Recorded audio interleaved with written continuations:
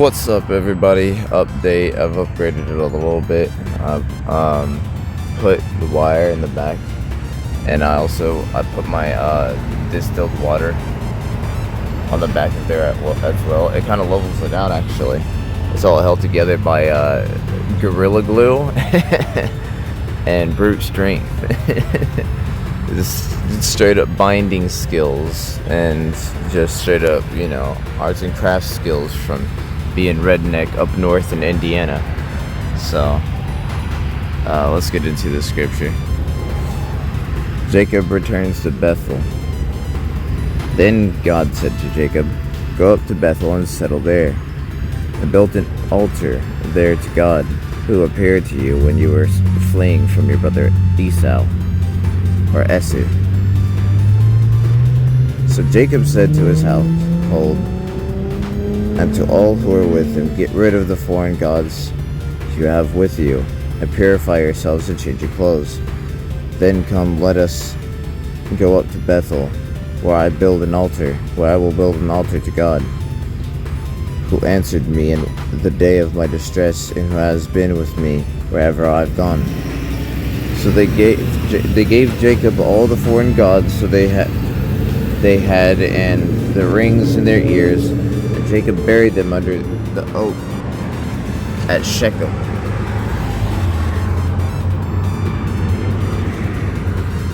Where am I at?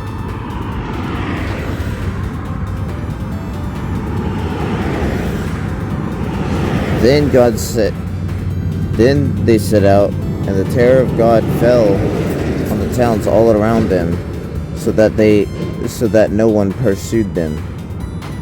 Jacob and all the people with him came to Luz, that is Bethel, and the land of Canaan, where he built an altar. And he called the place El Bethel, because it was there that God revealed himself to him when he was fleeing from his brother. Now Deborah, Rebekah's nurse, died and was buried under the oak outside Bethel. So was named Alan Bakuth. After Jacob returned to Paddan Aram, God appeared to him again and blessed him. God said to him, "Your name is Jacob, but you will no longer be called Jacob. Your name will be Israel." So he named him Israel. And God said to him, "I am God Almighty. Be fruitful and increase in number.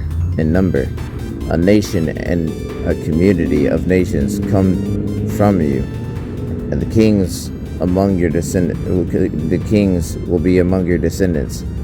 And the land I gave Abraham and Isaac, I also give to you, and I will give this land to your descendants after you." Then God went up from him at the place where he talked with him. Jacob set up a stone pillar at the place where God had talked with him. And he poured out a drink offering onto it. He also poured oil onto it. Jacob called the place where God had talked with him Bethel.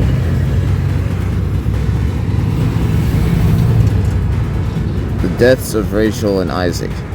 When they moved on from Bethel, while they were still some distance from Ephrath, Rachel began to give birth and had great difficulty.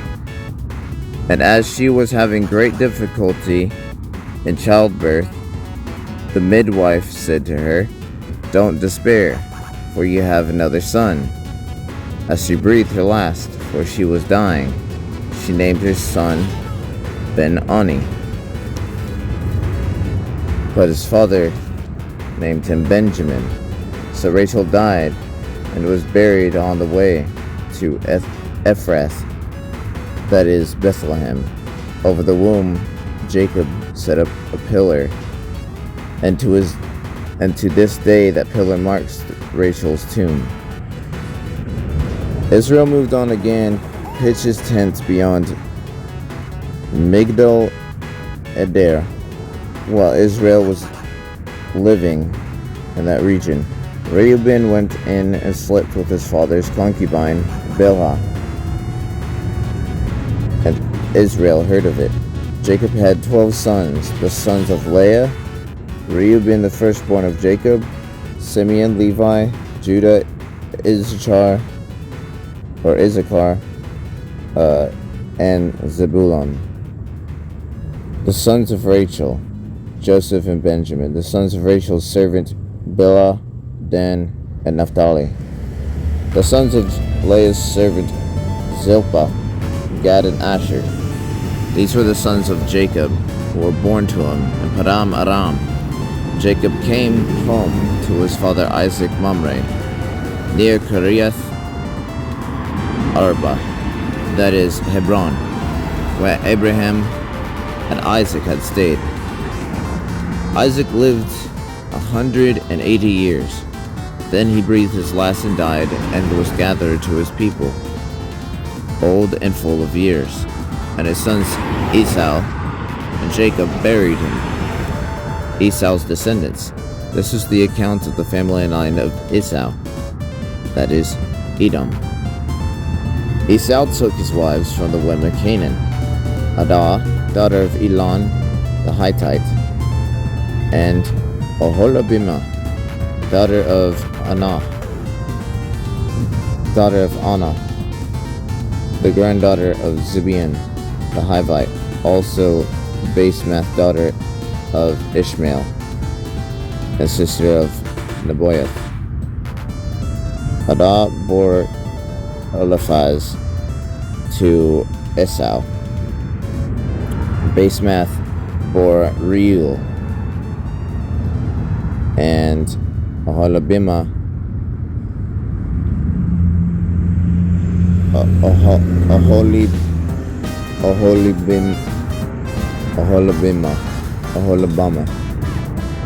bore Jeush, Jalam, and Korah. These were the sons of Esau, who were born from him in Canaan. Esau took his wives, his sons, and daughters, and all the members of his household, as well as his livestock and all the other animals, and all the goods that he had acquired in Canaan, and moved to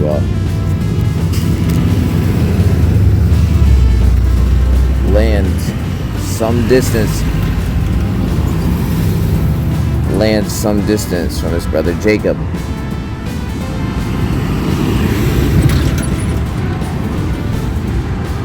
The possessions were too great for them to remain together. The land where they were staying could not support them both because of their livestock. So Esau, that is Edom, settled there in the hill country of Seir. This is the account of the family line of Esau, the father of the Edomites, in the hill country of Seir. These are the names of Esau's sons: Eliphaz, the son of Esau's wife Adah,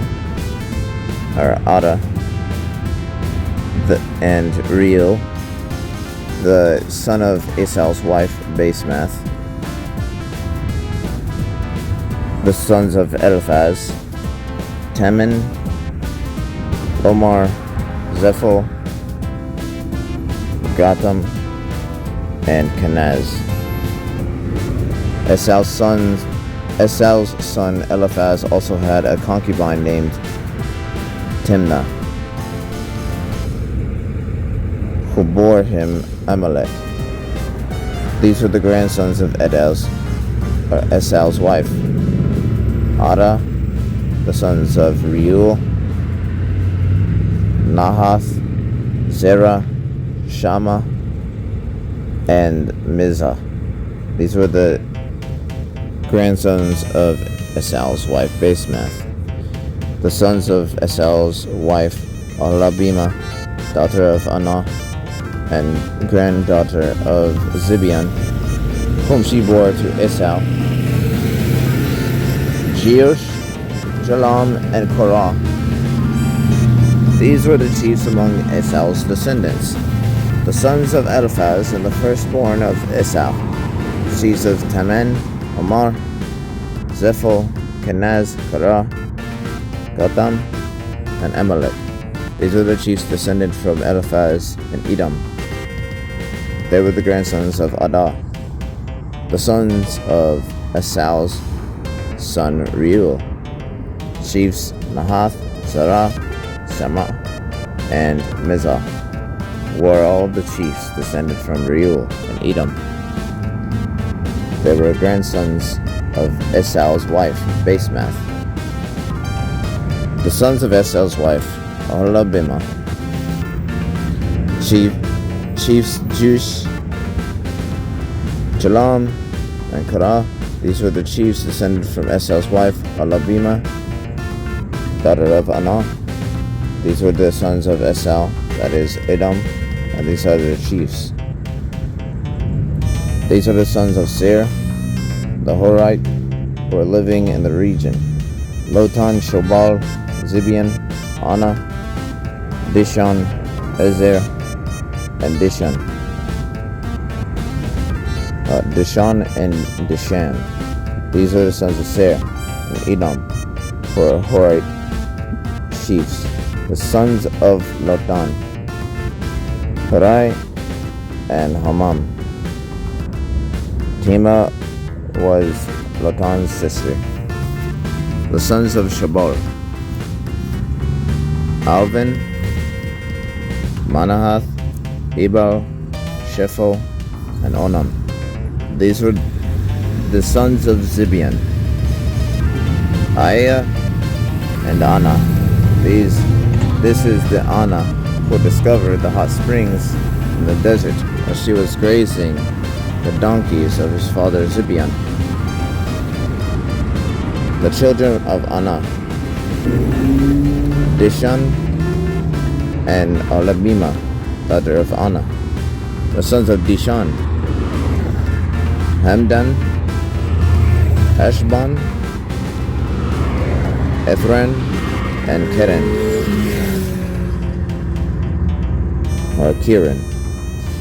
These are the sons of Ezer: Bilhan, Zavon, and Akan. These are the sons of Dishan, Uz and Aran. Those are the Horite chiefs: Lotan, Shobal, Zibeon, Anah, Dishan, Ezer, and Dishan. These were the Horite chiefs according to their divisions in the land of Seir. The rulers of Edom. These were the kings who reigned in Edom before any Israelite king reigned. Bela, son of Beor, came king of Edom. His city was named Ben-Hambah. Then Bela died. Jobab, son of Zerah, from Bozrah, succeeded him as king. When Jobab died, Husham from the land of the Temanites succeeded him as king. When Husham died, Hadad, son of Bedad, who defeated Midian, the country of Moab, succeeded him as king. The city was named Avith. When Hadad died, Shamlah from Masrekah succeeded him as king. When Shamlah died, Shaul from Rehoboth on the river succeeded him as king. When Shaul died, Baal-Han, son of Akbor, succeeded him as king. When Baal-Hanan, son of Akbor, died, Hadad succeeded him as king. His city was named Pau, and his wife's name was Mehetabel, daughter of Matred, the daughter of Mezahab.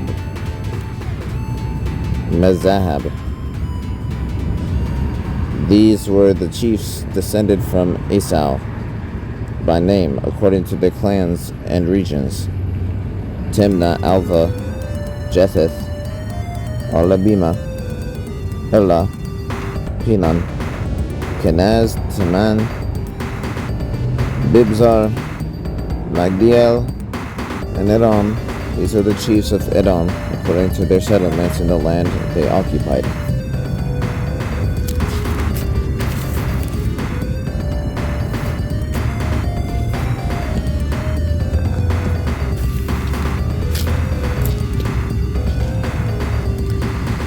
This is the family line of Esau, the father of the Edomites. Joseph's dreams, 37. Jacob lived in the land where his father had stayed, the land of Canaan. This is the account of Jacob's family line. Joseph, a young man of 17, was tending the flocks with his brothers, the son of Bela and the son of Zilpah, his father's wives. He brought their father and had a bad report about them. Now Israel loved Joseph more than any of his other sons, because he had been born to him in his old age, and he made ornate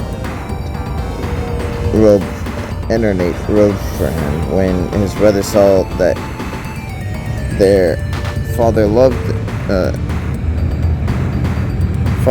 them more than any of them, they hated him and could not speak a kind word to him. Joseph had a dream, and when he told it to his brothers, they hated him all the more. He said to them, "Listen to the dream I had. We were binding sheaves of grain out in the field, and suddenly my sheaf rose. I stood upright when his sheaves gathered around mine and bowed down to it." His brothers said to him, "Do you intend to reign over us? Will you actually rule us?" And they hated him more because of his dream and what he had said. It sounds familiar. It sounds like my life. I told something that was true, something I saw in a dream or a vision. Somebody hates me, and somebody got rid of me. Somebody despised me. When he had another dream, and he told it to his brothers, "Listen," he said, "I had another dream, and this time the sun and moon and 11 stars were bowing down to me." And he told his father as well as his brothers. His father rebuked him and said, "What is this dream you had? Will your mother and I put your brothers actually come? And I and your brothers actually come and bow down to the ground before you?" His brothers were jealous of him, but his father kept the matter in mind. So Joseph sold by his brothers. Now his brothers has gone to graze their father's flocks near Shechem. And Israel said to Joseph, "As you know, your brothers are grazing the flocks near Shechem. Come, I am going to send you to them." "Very well," he replied. So he said to him, "Go and see if all is well with your brothers and with the flocks, and bring word back to me." Then he sent off from the valley of Hebron. When Joseph arrived at Shechem, a man found him wandering around in the fields and asked him, "What are you looking for?" He replied, "I am looking for my brothers. Can you tell me where they are grazing their flocks? They have moved on from here." The man answered, "I heard them say it. Let's go to Bethel." So Joseph went to his brothers and found them near Bethel. But they saw him in the distance, and before they reached him, they plotted to kill him. Here comes that dreamer," they said to each other. "Come now, let's kill him and throw him into one of these cisterns. Say that ferocious animal devoured him. Then we'll see what comes of his dreams." This reminds me of my life, because I know this is what people are going to do to me. They're going to sever my body parts one by one, fingertip by fingertip, because they hate me so much, because they're jealous of me. I looked at this young female as I looked up when I was saying that, and she smirked, she smiled.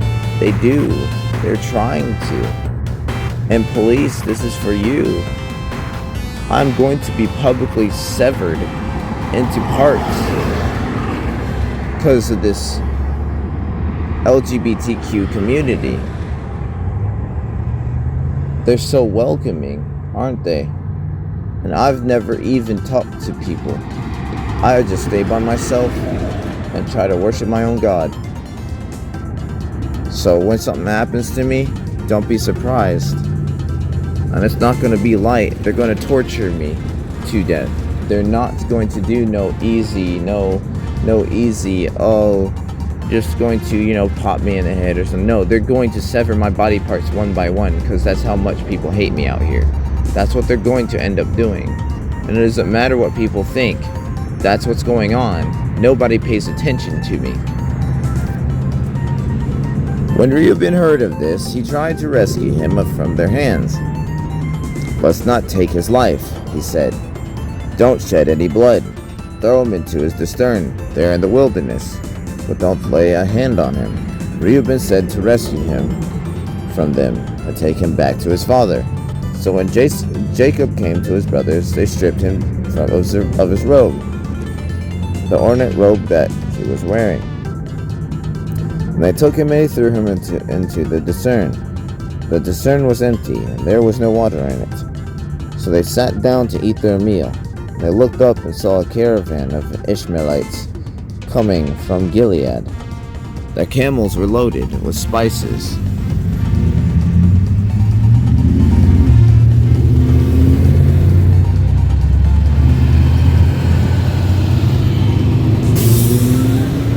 Balm and myrrh.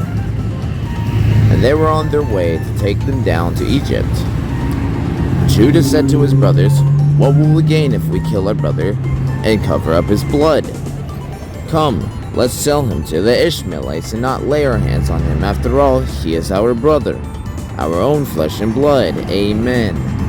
His brothers agreed. So when the Midianite merchants came by, his brothers pulled Joseph up out of his cistern and sold him for 20 shekels, and that's cheap,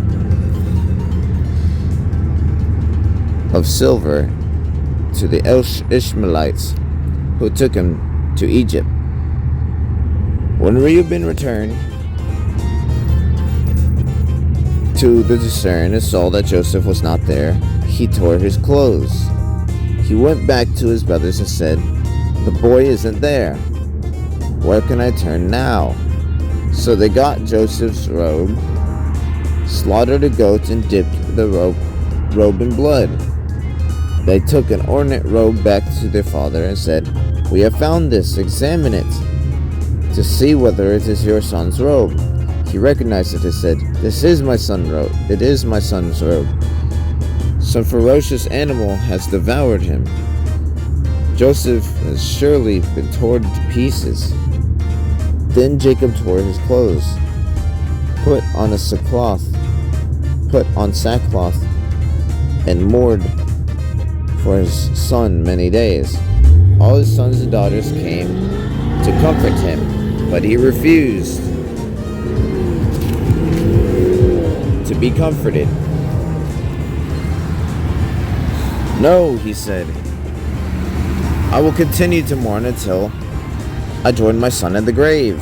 So his father wept for him. Meanwhile, the Midianites sold Joseph in Egypt to Potiphar,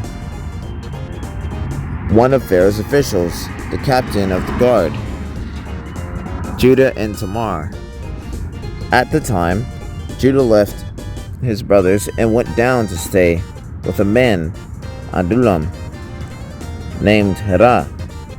There, Judah met the daughter of a Canaanite man named Shua. He married her and made love to her, and she became pregnant and gave birth to a son, who was named Er. She conceived again and gave birth to a son, named him Onan. She gave birth to still another son and named him Shelah. It was at Kezib that she gave birth to him. Judah got a wife for Er, his firstborn, and her name was Tamar. But Er, Judah's firstborn, was wicked in the Lord's sight, so the Lord put him to death. So Judah said to Onan, "Sleep with your brother's wife, and fulfill your duty to her as a brother-in-law, to raise offspring for your brother." But Onan knew that the child would not be his. So, whenever he slept with his brother's wife, he spilled his semen on the ground to keep it from providing offspring for his brother.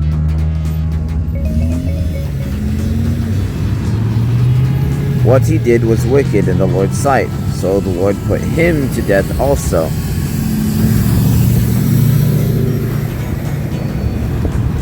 Judah then said to his daughter-in-law Tamar, "Live as a widow in your father's household until my son Shelah grows up."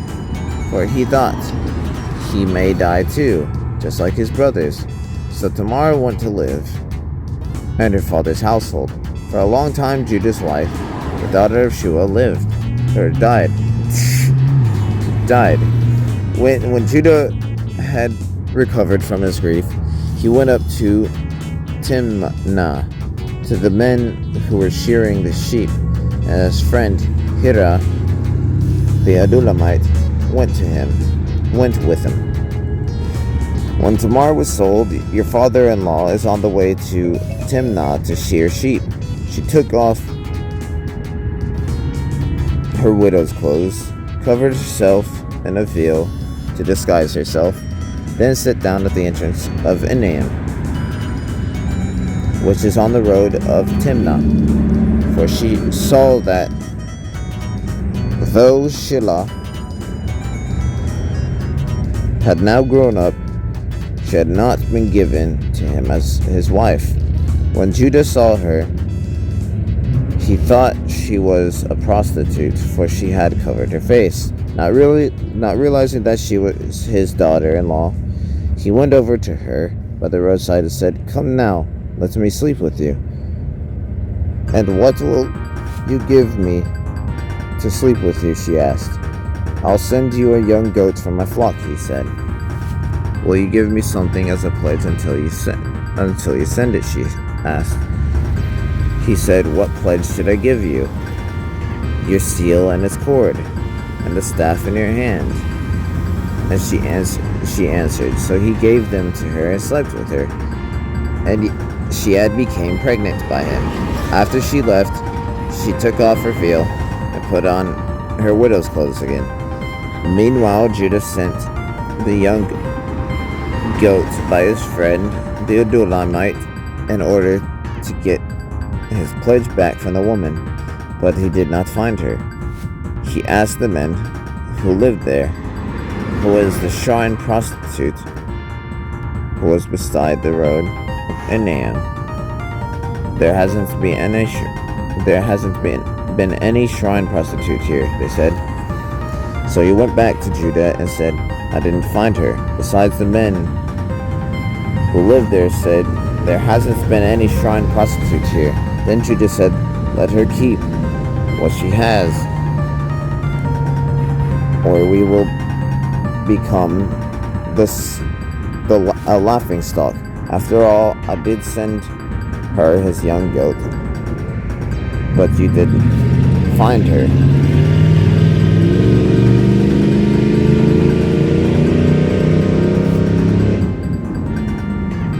About 3 months later, Judah was told, "Your daughter-in-law Tamar is guilty of prostitution, and as a result, she is now pregnant."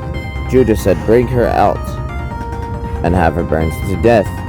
As she was being brought out, she sent a message to her father-in-law, "I am pregnant by the man who owns these," she said, and she added, if you recognize those seal and cord and staff these are." Judah recognized them and said, "She is more righteous than I, since I wouldn't give her to my son Shelah." And he did not sleep with her again. When the time came for her to give birth, there were twin boys in her womb. As she was giving birth, one of them put out his hand. So the midwife took a scarlet thread and tied it on his wrist and said, "This one came out first." But when she drew back his hand, his brother came out. And she said, "So this is how you have broken out." And she was named Perez. Then his brother, who had the scarlet thread on the wrist, came out, and he was named Zerah. Alright, I'm in there. I'm already at my 30-minute mark. Joseph and Potiphar's wife. Potiphar's wife. We're going to get to that one tomorrow. I'll see y'all in the next video.